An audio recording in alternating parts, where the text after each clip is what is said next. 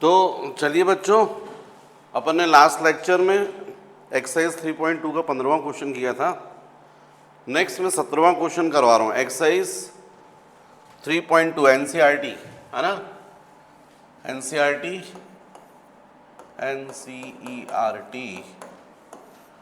और इसकी एक्सरसाइज 3.2 इसका 17वां क्वेश्चन 17th। तो 17th क्वेश्चन है बच्चों, यदि a इज इक्वल टू 3 - 2 4 - 2 और i 1001 है और a square is equal to k a -2i हो तो k का मान ज्ञात करना है। ठीक है, ये प्रश्न है। तो सॉल्यूशन, तो हमको पता है a square is equal to k into a -2i। इसका मतलब के a is equal to a square plus 2i। ये हो गया अपना समीकरण। तो अब सबसे पहले आप ए स्क्वायर की वैल्यू ज्ञात कीजिए।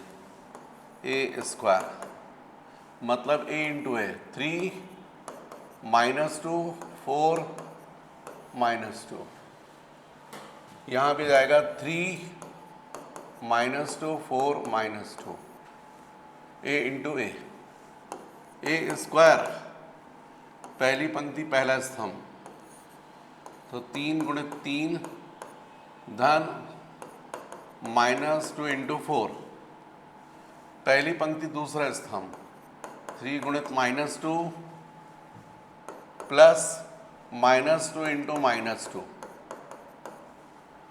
फिर दूसरी पंक्ति पहला स्तंभ 4 × 3 धन -2 इंटू 4, फिर दूसरी पंक्ति दूसरा स्तंभ 4 into -2 plus -2 into -2।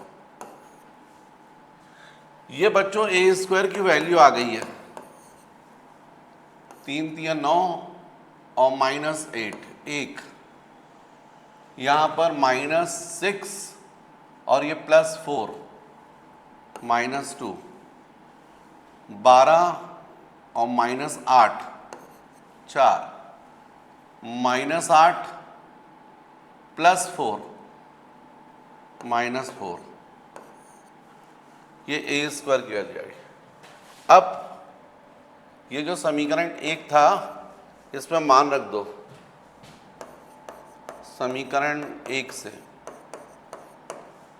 k into a 3 - 2 4 -2 is equal to a square हो गया 1 - 2 4 -4 plus twice of i 1 0 0 1।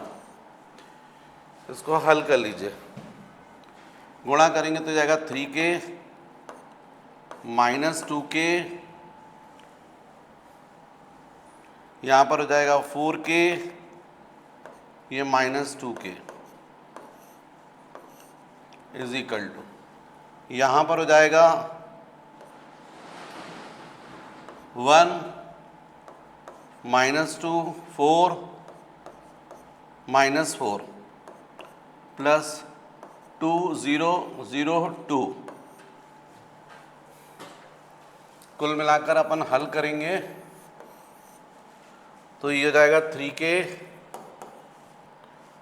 -2k 4k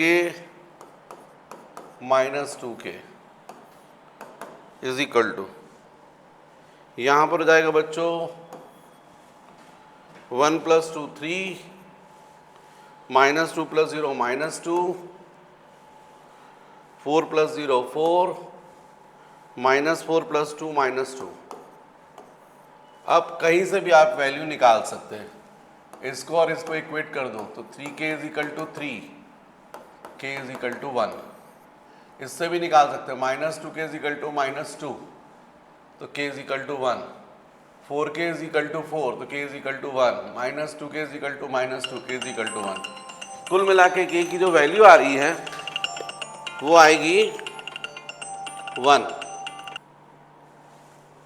next बच्चों क्वेश्चन नंबर 18 है ना, question number 18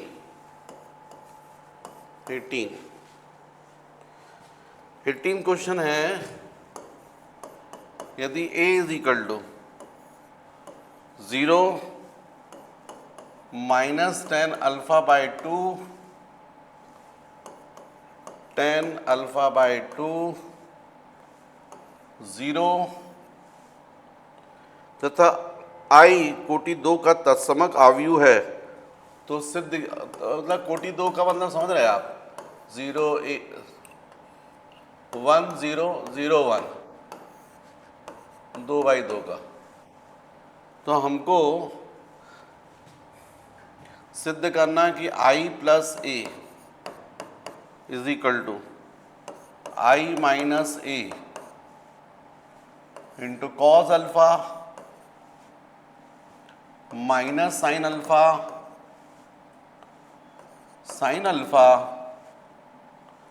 cos alpha.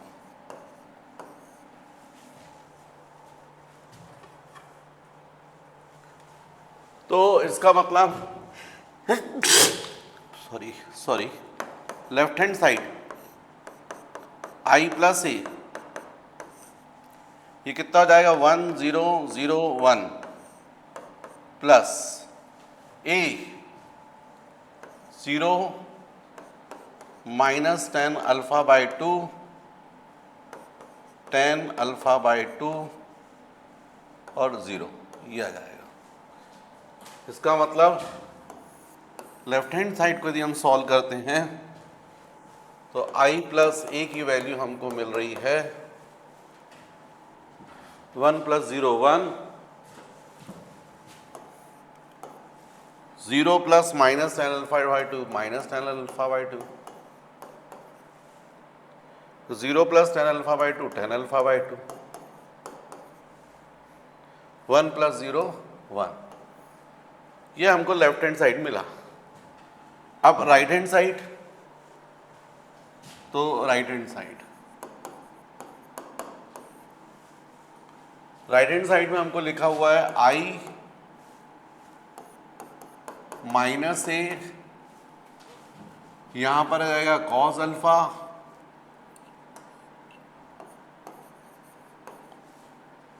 Minus sine alpha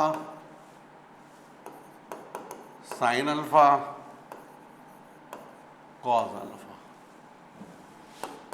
ये हो जाएगा बच्चों i माइनस 0 मतलब 1 0 0 1 माइनस a, ये क्या है 0 -10 alpha by 2 10 alpha by 2 0 into of cos alpha minus sine alpha cos alpha is equal to, यहाँ पर अपन लिख सकते हैं 1 - 0 1 0 माइनस माइनस तो प्लस 10 अल्फा बाई 2, ये जाएगा 0 माइनस तो ये जाएगा -10 अल्फा बाई 2 1 - 0 1। दूसरी मैट्रिक्स हो रही है cos alpha minus sine alpha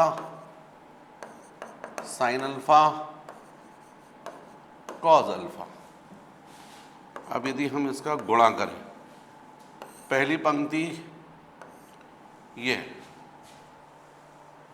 तो हो जाएगा 1 × cos alpha plus 10 alpha by 2 × sign alpha, ऐसा आएगा। फिर पहली पंक्ति दूसरा स्तंभ तो 1 into minus sine alpha plus ten alpha by 2 into cos alpha. फिर दूसरी पंक्ति पहला स्तंभ minus tan alpha by 2 cause alpha plus 1 into sine alpha, 1 into sine alpha. फिर दूसरी पंक्ति दूसरा स्तंभ minus tan alpha by 2 into minus sine alpha, तो प्लस हो जाएगा।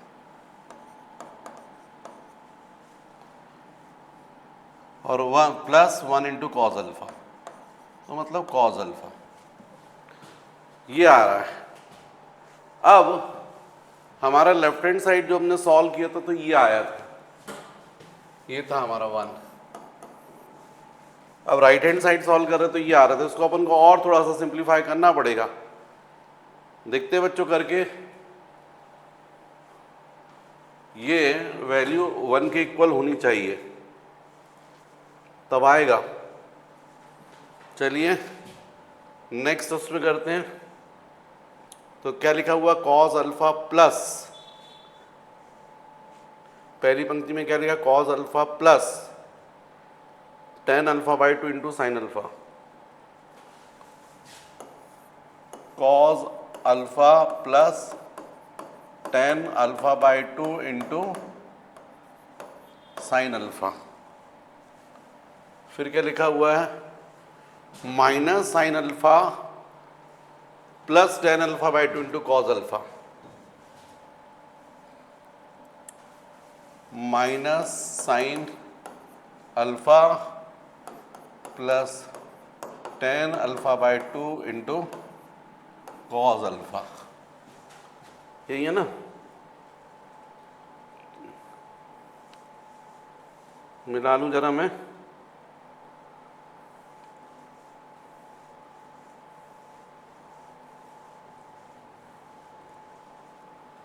तो cos alpha plus ten alpha by 2 into sine alpha, ठीक है, minus sine alpha plus ten alpha by 2 into cos alpha. फिर लिखा हुआ है minus tan alpha by 2 into cos alpha plus sign alpha by 2, minus tan alpha by 2 into cos alpha plus sign alpha, minus tan alpha by 2 into cos alpha plus sine alpha, ठीक है।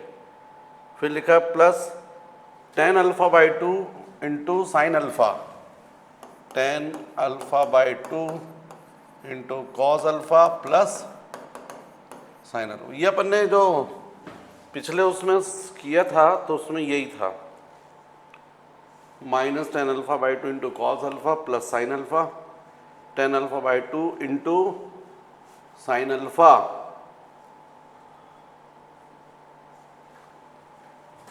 क्या है, ten alpha by 2 into sine alpha plus cos alpha. यहां पर sine alpha plus cos alpha, ये sine alpha और ये cos alpha, ये आ रहा है बच्चों। अब इसको आपको सॉल्व करना पड़ेगा, सॉल्व करना पड़ेगा इसको।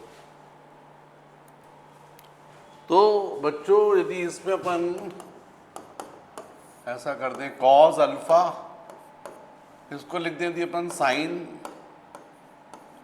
Alpha by 2 upon cos alpha by 2 into sine alpha, ऐसा लिख दें। यहाँ पर अपन इसको पहले प्लस वाले को लिख देते हैं, तो ये भी हो जाएगा sine alpha by 2 upon cos alpha by 2 into cos alpha minus sine alpha. और यहाँ पर भी पहले plus sign alpha minus tan alpha by 2 मतलब sign alpha by 2 upon cos alpha by 2 into cos alpha. और यहाँ पर भी ऐसे आ जाएगा sine alpha by 2 upon cos alpha by two into sine alpha plus cos alpha. अब यदि अपन LCM ले लें तो इसका एलसीएम आ जाएगा कॉस अल्फा बाई टू, यहाँ पर हो जाएगा cos alpha into cos alpha by two plus sign alpha into sine alpha by to, ऐसा जाएगा। यहाँ पर भी ऐसे होगा, एलसीएम हो गया कॉस अल्फा बाई टू और ये हो जाएगा साइन,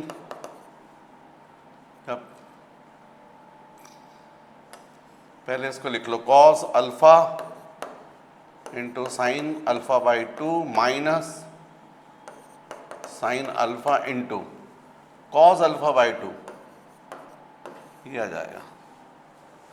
नीचे भी ऐसे ही होगा, sine alpha into cos alpha by two minus cos alpha into sine alpha by two upon cos alpha by two, लघुत्तम ले लिया कॉस अल्फा बाई टू। यहाँ पर भी कॉस अल्फा बाई टू लघुत्तम, तो ये हो जाएगा sine alpha into sine alpha by two plus cos alpha into cos alpha by to.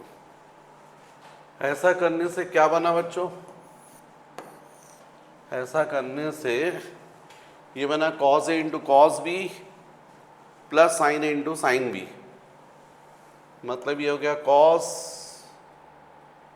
A minus b alpha minus alpha by two upon cos alpha by to.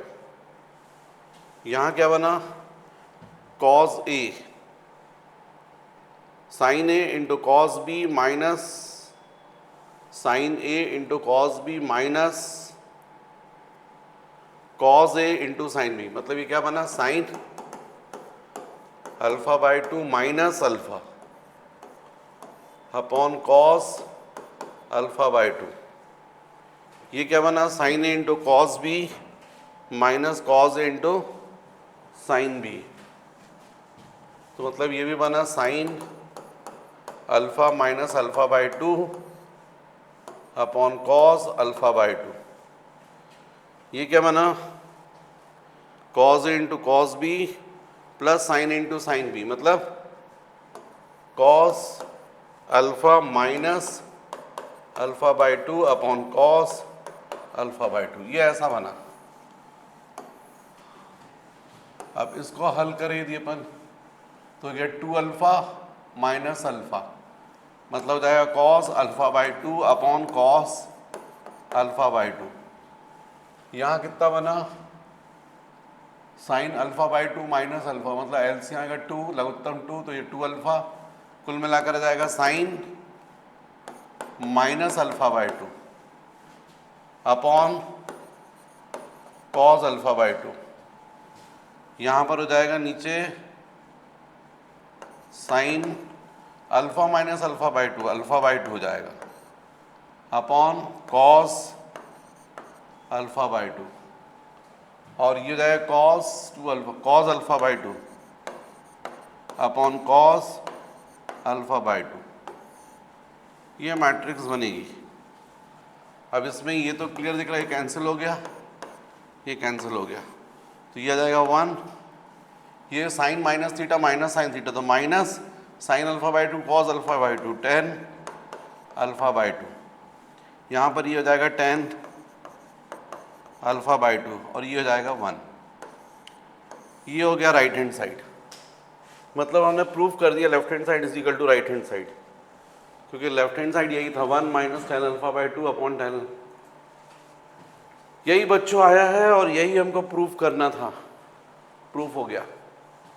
तो थोड़ा सा trigonometry लगी है, ट्रिग्नोमेट्री के बेसिक फॉर्मूले, और question solve हो गया है। राइट, ये था पिछला, एकदम सिंपल था। लेफ्ट हैंड साइड तो आई प्लस ए मैंने ये कर दिया था। राइट हैंड साइड में ज़रूर थोड़ा सा अपन को मैट्रिक्स को गुणा अवयव का गुणनफल निकालना पड़ा और फिर थोड़ा ट्रिग्नोमेट्री अपन को हेल्प लेनी पड़ी। मेरे ख्याल से आपको क्लियर है। नेक्स्ट बच्चों, इसके बाद 19 क्वेश्चन करते हैं। 19वां प्रश्न।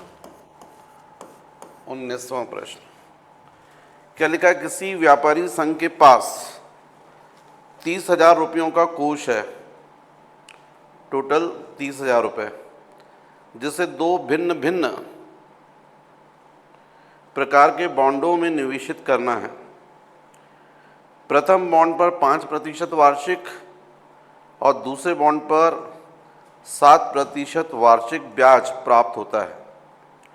आव्यूह गुणन के प्रयोग द्वारा यह निर्धारित कीजिए कि 30,000 रुपये के कोष को दो प्रकार के बॉन्डों में निवेश करने के लिए किस प्रकार बांटे जिससे व्यापार संघ को प्राप्त कुल वार्षिक ब्याज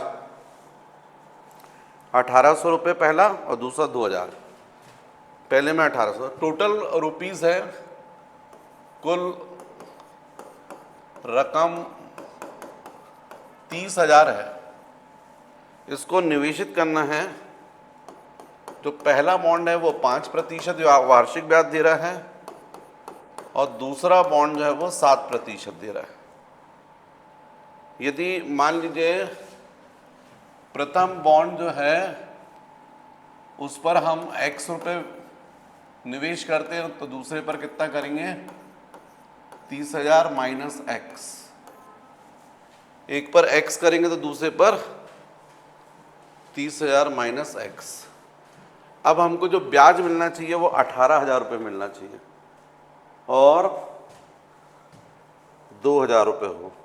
पहला 1800 और दूसरा 2,000। ए दिया हुआ है 1800 और बी दिया हुआ है 2,000।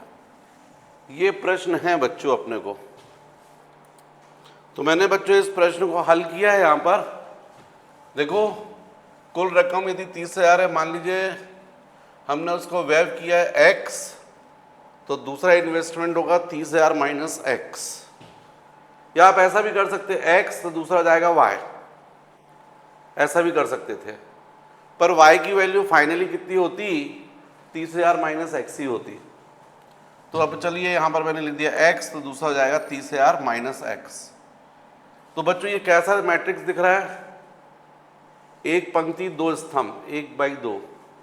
अब इसमें गुणा होगा ब्याज का तो 5% और 7%। तो ये मैट्रिक्स कैसा दिख रहा है आपको? 2/1 का, दो पंक्ति एक स्तंभ। जब दोनों का गुणा करोगे तो 1/2 का, ये 2/1 का है, तो गुणनफल कितना आएगा? 1/1 का, और वो आना चाहिए 1800। तो जब हमने इसका गुणा किया तो पहली पंक्ति, ये पहला स्तंभ, तो x का गुणा 5% से हो जाएगा प्लस 30,000 माइनस x का गुणा हो जाएगा 7% से, इजिकल टू हो जाएगा 1800। तो जाएगा x गुणित 5/100 प्लस 30,000 माइनस x इंटू 7% का मतलब 7/100 इजिकल टू 1800। इसलिए 100 को अपन लघुत्तम निकलेगा, एलसीएम, तिर्यक गुणा हो जाएगा। तो क्या बचेगा? 5x plus 30,000 minus x into 7 equal to 1800 गुणित 100। तो जाएगा 5x प्लस 7 का गुणा करोगे 7 × 21 गुणित 4 शून्य माइनस 7x इजिकल टू 18 गुणित 4 शून्य। फिर ये 5x माइनस 7x आएगा माइनस 2x, और ये कितना? इकाई, दहाई, सैकड़ा, हजार, 10,000, लाख, 2,10,000 दाईं तरफ चला जाएगा। तो ये जाएगा माइनस 2x, 1,80,000 माइनस 2,10,000। कुल मिलाकर यह आ जाएगा minus 2x equal to minus 30,000।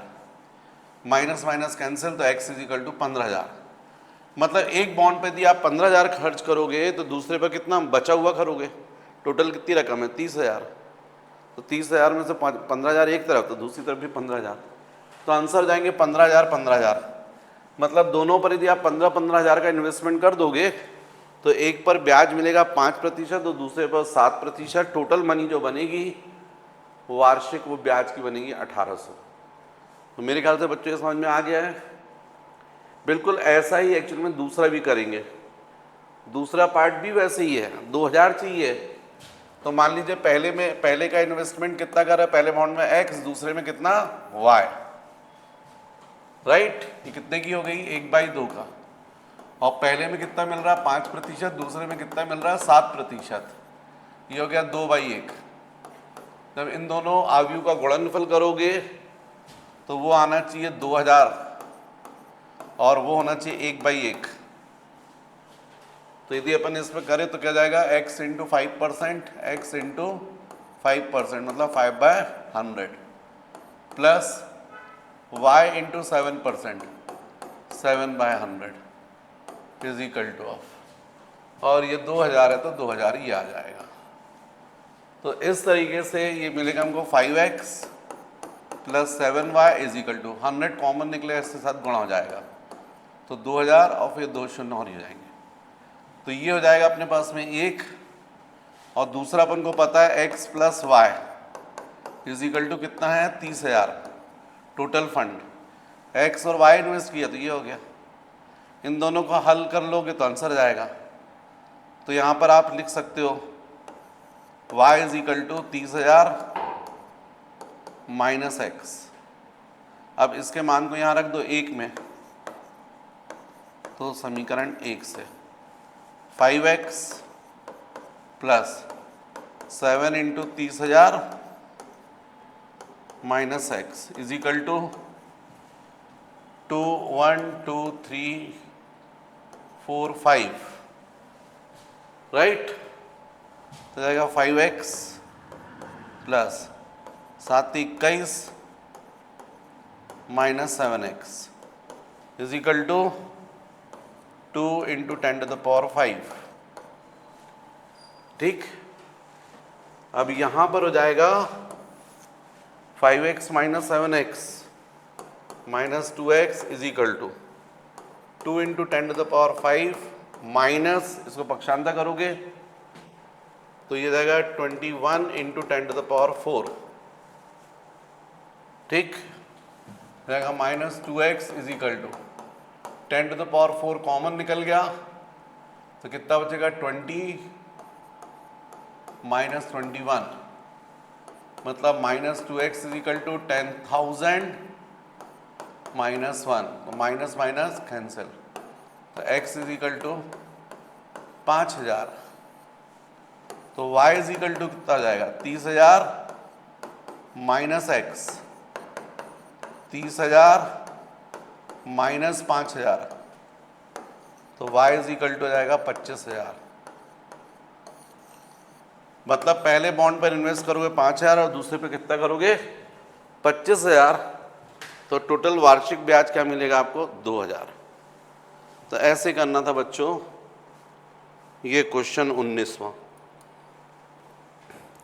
फिर नेक्स्ट 20वां प्रश्न, किसी स्कूल की पुस्तकों की दुकान में 10 दर्जन रसायन, ये कितनी है 10 दर्जन भौतिक विज्ञान, ये कितनी है 8 दर्जन, 8 डजन,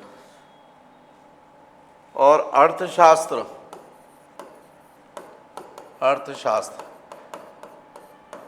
ये कितनी दी हैं 10 दर्जन, 10 डजन। इन पुस्तकों का विक्रय मूल्य एट द रेट ऑफ ₹80, इसका रेट ₹60 और इसका रेट है ₹40 प्रति पुस्तक है। आव्यूह बीजगणित के प्रयोग द्वारा ज्ञात कीजिए सभी पुस्तकों को बेचने से दुकान को कुल कितनी धनराशि प्राप्त होगी, कुल कितनी धनराशि प्राप्त होगी। 10 दर्जन हैं तो टोटल रसायन बुक कितनी हुई, सॉल्यूशन, टोटल कुल रसायन किताबें, कुल रसायन किताब कितनी हुई, 10 गुणित 12, एक डजन में 12 मतलब 120 हुई। और भौतिकी कितनी हुई, ये हुई 8 डजन, तो 8 गुणित 12, 12 सत्ते चौरे 96। और अर्थशास्त्र, अर्थशास्त्र ये भी 10 दर्जन है, तो 10 गुणित 12, 120 पुस्तकें हैं और इस रेट से बुक रही है। तो यदि मान लीजिए मैं यहाँ पर 120 पुस्तक, 96 पुस्तक और 120, ये कितने का हो रहा है, 1/3 का हो रहा है, सॉरी 3/1 का हो रहा है, 3/1 का हो रहा है ये। और गुणित कर दूँ इसको कितने से, 80,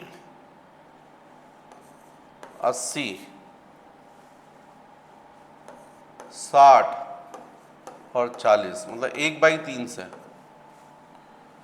तो 1/3 इसका उल्टा करें तो ज़्यादा अच्छा है, तो ज़्यादा आसान पड़ेगा, है ना। ऐसा नहीं करें, इसको ऐसा कर लेते हैं, पहला कर लेते हैं अपन 120, 96 और 120, ये ठीक रहेगा। तो 1/3 हो गया, और दूसरा जो है आव्यूह वो 3/1 का कर लो, 80, 60 और 40, तो कितने का हो गया, 3/1 का, ये हो गया। इनका गुणा कर दो तो आपको आंसर मिल जाएगा। 120 पुस्तक, एक पुस्तक 80 रुपए की, तो 120 पुस्तक में कितना मिलेगा,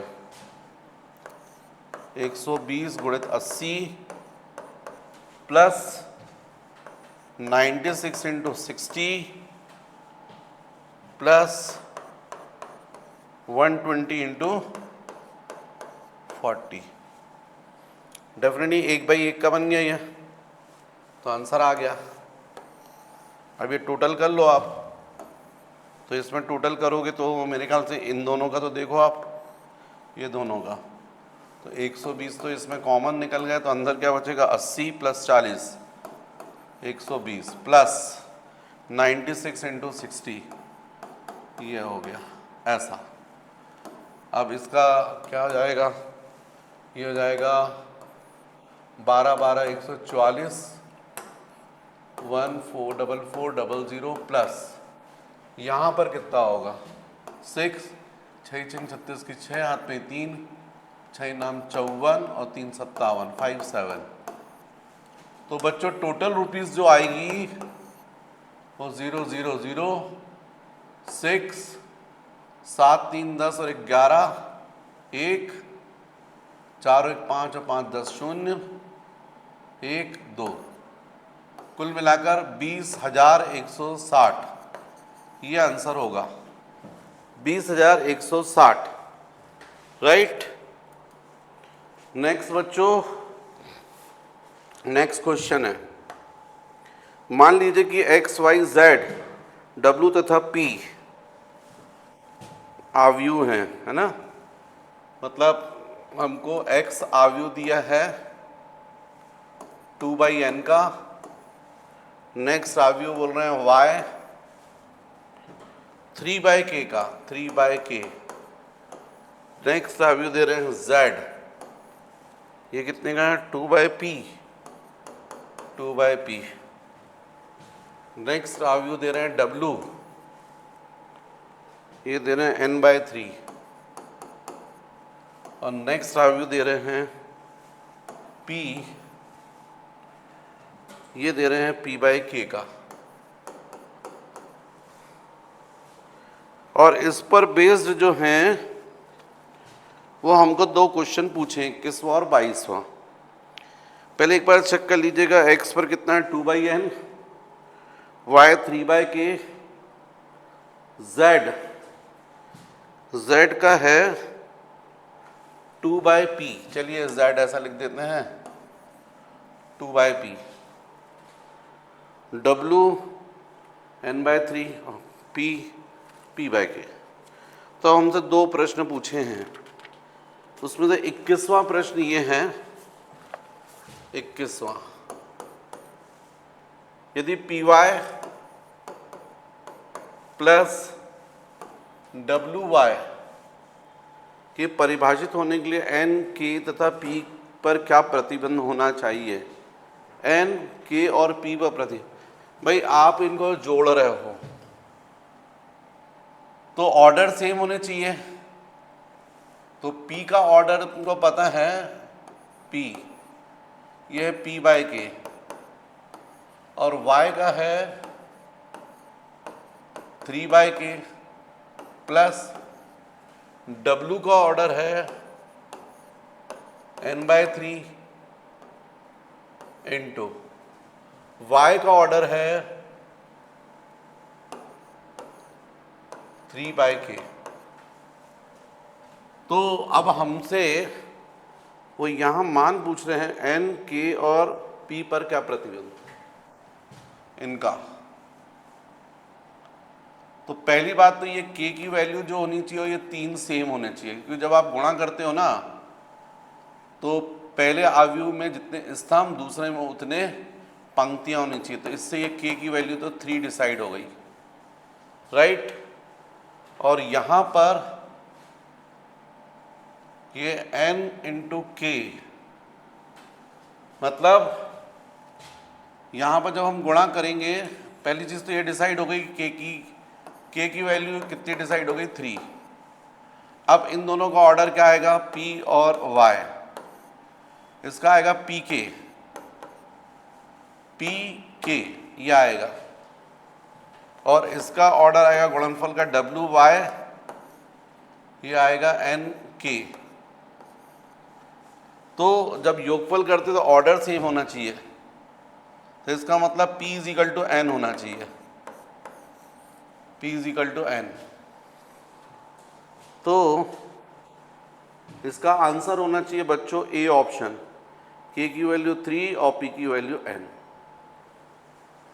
ए ऑप्शन। फिर 22, ये दो कंडीशन होनी चाहिए। इसके बाद यदि अपन बात करते हैं 22, यदि N = P हो तो 7x - 5z की कोटि क्या होगी। तो जो कोटि x की होगी वही कोटि z की होनी चाहिए। तो x की कोटि और z की कोटि समान होनी चाहिए, क्योंकि अदिश के गुणन से कोई फर्क नहीं पड़ता। अब x की कोटि क्या है 2/n और z की कोटि क्या है 2/p, है ना। इसका मतलब ये हुआ कि यदि n = P है तो या तो आंसर जो होना चाहिए 2/n बोलो, या आंसर होना चाहिए 2/p, क्योंकि n और p इक्वल हैं। अब ये देखो इन दोनों में से क्या दिया है, हाँ 2/n दिया है, 2/p नहीं दिया है। तो इसका आंसर हो जाएगा B, 22 का B। तो बच्चों ये आपकी एक्सरसाइज 3.2 कंप्लीट। थोड़े से कुछ क्वेश्चंस मैंने छोड़े हुए हैं, आप ट्राई कीजिएगा। और स्पेशली बच्चों ये जो हिंदी मीडियम के बच्चे इससे पढ़ रहे हैं, मैं उनको सबसे पहली चीज़ बोलना चाहता हूँ कि सबसे पहले सब्सक्राइब कर लो। क्यों करो, क्योंकि जब मैं वीडियो बना रहा हूँ तो वो वीडियो जब आप तक पहुँचेंगे तो नोटिफिकेशन से आपको पता चलेगा कि वो हिंदी मीडियम का वीडियो आया है। क्योंकि मेरे ज़्यादातर वीडियोस तो इंग्लिश मीडियम बैचेस के हैं, क्योंकि 9, 10, 11, 12 सब बैचेस में है, फिजिक्स है, मैथ्स है, साइंस है। तो आपको ये देखना पड़ेगा कि कब मेरा वो वीडियो आ रहा है आपका हिंदी मीडियम का। दूसरी चीज़ बच्चों, जितना मुझे आप लोग का रिस्पॉन्स मिलेगा हिंदी मीडियम का उतना आपको फ़ायदा होगा, क्योंकि आपके रिस्पॉन्स से मुझे ये समझ में जाएगा कि मुझे फिजिक्स भी देना है। तो इसका मतलब है कि यदि आप बेनिफिट उठाना चाहते हो तो मेरे चैनल को ज़्यादा से ज़्यादा अपने फ्रेंड्स को शेयर करो, ताकि वो भी फ़ायदा उठाएं और वो भी पढ़ें। तो जितने ज़्यादा क्वांटिटी में बच्चे होंगे तो मैं भी उनके जब मैसेज आएंगे तो डेफिनेटली मैं फिजिक्स जो है वो भी उनको दूंगा। भाई मेरी इच्छा है, लेकिन मुझे भी तो पता चलना चाहिए कि फ़ायदा मिल रहा है नहीं। ठीक है, तो बच्चों इस चैनल को ज़्यादा से ज़्यादा अपने फ्रेंड्स को शेयर करो ताकि मैं जल्दी से आप लोग को बेनिफिट दे पाऊँ।